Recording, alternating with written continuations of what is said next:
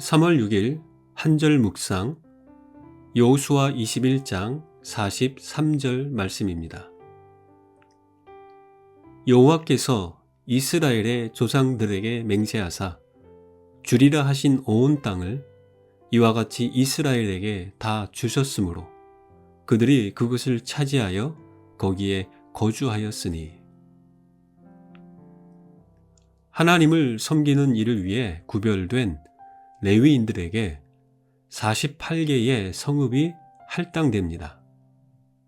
이들이 거하는 성읍은 은둔 생활을 위해 지정된 곳이 아니라 하나님이 말씀하시는 특정한 의무를 실행하는 장소였습니다. 그 중 6개는 도피성으로 지정됩니다. 이 도피성은 원래 민수기 35장에서 하나님이 모세를 통해 말씀하신 계획이었습니다. 레위인들에게 주신 성읍이나 도피성과 같은 제도는 우연이 아닌 하나님의 철저한 계획과 약속에 따른 것입니다. 도피성은 레위인들이 관리하는 피난처이자 안전한 장소입니다. 누군가 실수로 사람을 죽였을 경우 그는 이 도피성으로 도망쳐 생명을 보호받을 수 있습니다. 당시의 시대에서 살인을 저지른 사람은 피살자의 가족이나 친족에게 끝까지 쫓기다가 결국 붙잡혀 처형당하는 일이 흔했습니다. 그런 세상 속에서 하나님에 의해 실행되는 이 제도는 하나님이 어떤 분이시며 인간 사회에 무엇을 원하시는지를 알 수 있게 합니다. 여호수아는 이렇게 레위 자손에게 성읍을 할당하고 요단 동편 땅을 요청했던 르우벤 자손, 갓 자손, 므낫셋 반 지파를 향한 땅 분배도 다 마치게 됩니다. 그렇습니다. 하나님은 이스라엘 백성에게 약속하신 땅을 모두 주십니다. 신실하게 그분의 말씀을 이루시면서 말입니다. 그러나 백성들 앞에는 여전히 그들이 정복하고 소유해야 할 땅이 남아 있습니다.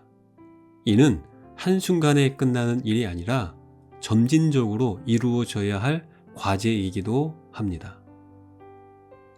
이 과정에서 이스라엘 백성은 하나님의 약속에 올바르게 반응하며 자신들의 책임을 성실히 감당해야 합니다. 하나님과 백성 모두가 각자의 약속을 지킬 때 약속의 땅의 온전한 주인이 될 수 있기 때문입니다. 하지만 현실은 달랐습니다. 이스라엘 백성은 약속을 이루어 가시는 하나님과 달리 불성실함으로 인해 여러 비극적인 사건을 경험하게 됩니다. 문제의 원인은 하나님이 아니라 백성들 스스로 약속을 지키지 않는 태도에 있습니다. 약속은 양쪽 모두가 지킬 때에만 온전히 완성된다는 사실을 잊지 말아야 합니다. 하나님의 약속이 선포될 때 그 약속을 지키겠다고 선언하지만 실제로는 불성실함으로 인해 실패할 때가 많습니다. 노력했으나 연약해서가 아니라 진정한 마음과 책임감의 부족이나 그들의 불성실한 태도 때문입니다.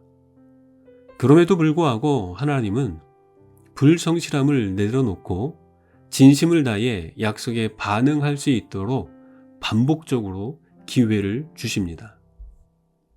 우리 역시 마찬가지입니다. 하나님의 말씀에 순종하겠다고 약속해 놓고 이를 행동으로 옮기지 않는다면 언약은 깨어집니다. 하나님께서 가장 마음 아파하시는 부분이 바로 이 지점이라 여겨집니다. 그럼에도 하나님은 우리를 포기하지 않으시고 계속해서 기회를 주십니다. 우리가 그 기회를 붙잡기를 간절히 바라시면서 말입니다. 하나님은 우리가 그분의 약속을 기억하고 진심을 다해 반응하는 삶을 살기를 기대하십니다. 만약에 우리가 주어질 복만을 기대하며 진정성 없는 약속과 불성실함이나 책임감 없는 행동으로 일관한다면 이는 하나님을 기만하는 일이 될 것입니다. 우리의 연약함이나 불성실함이 하나님의 신실하심을 방해할 수는 없습니다. 하나님은 전능하신 분이시기에 우리를 포기하지 않으시고 끊임없이 용서하시며 언약을 회복시켜 주십니다. 그 언약은 결국 그리스도 안에서 완전히 성취됩니다. 그러나 우리는 이 사실을 핑계 삼아 약속을 지키지 못하는 자신을 합리화해서는 안 됩니다. 연약함으로 인해 넘어질 수 있으나 그 모습을 정당화해서는 안 됩니다. 연약하여 넘어질 수 있으나 불성실한 태도 속에 실패의 늪에서 빠져나오지 못하는 어리석은 자가 되어서는 안 됩니다. 혹시 하나님과의 언약을 스스로 깨뜨린 결과로 인해 어려움을 겪고 있진 않습니까? 그 원인이 연약함이 아니라 불성실한 태도에 있지는 않습니까? 크든 작든 깨어진 언약은 반드시 회복해야 합니다. 연약함이 원인이라면 전능하신 하나님이 반드시 여러분에게 힘과 능력을 더하실 것입니다. 실패는 반복되지 않을 것입니다. 그러나 태도의 문제라면 겸손하고 정직하게 하나님 앞으로 나아가야 합니다.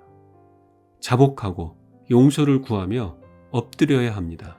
그러면 중심을 보시는 하나님께서 여러분의 중심을 정결하게 해 주시고 바르고 정직한 태도로 회복시키실 것입니다. 하나님과의 언약을 회복하는 것이 오직 그리스도 안에서 참된 평안과 열매 맺는 삶, 약속의 성취를 누리는 삶으로 가는 유일한 길입니다. 다른 길은 결국 메마르고 막다른 골목에 불과할 뿐입니다. 언제나 약속을 이행하시는 하나님께 성실한 마음과 태도로 우리의 책임을 다하며 좁은 길을 걷는 믿음의 삶이 되시길 간절히 축복합니다. 기도하겠습니다. 신실하신 하나님, 하나님이 우리를 향하여 가장 좋은 것을 계획하셨음을 믿습니다. 최고의 것을 약속하셨음을 믿습니다. 그것들은 반드시 이루어질 것입니다. 우리의 불성실함 때문에 하나님이 허락하신 것을 누리지 못하는 불행이 없도록 우리의 마음을 거룩하고 성실하게 이끌어 주옵소서. 연약한 존재이지만 하나님께 불성실한 자는 되지 않게 하옵소서. 예수님의 이름으로 기도합니다. 아멘.